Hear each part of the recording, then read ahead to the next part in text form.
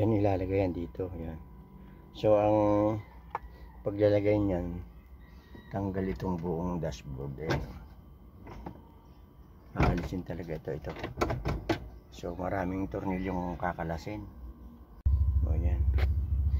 Na-pull off ko na. Ito may tanggalan naman siya rito. Dalawa.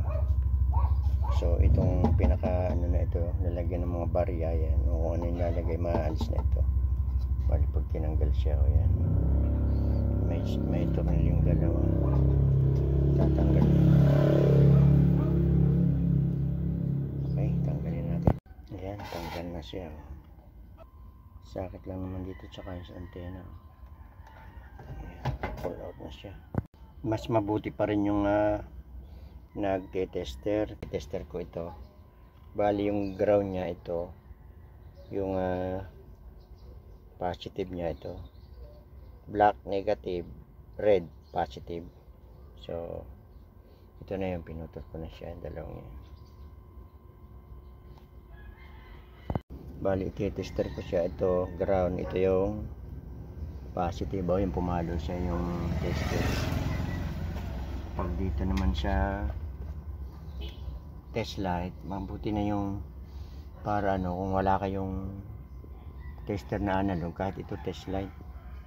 O yan o, pag umilaw yan, ibig sabihin yan yung linya. O yan, umiilaw o. Yan ang speaker niya. Medyo maraming binakbak.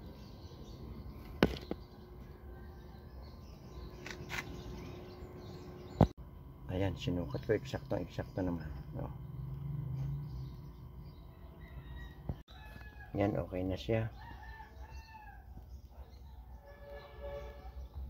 Touchscreen din siya. So mayroon naman siyang manual oh. Madali namang sundan, may manual naman siya, madaling sundan.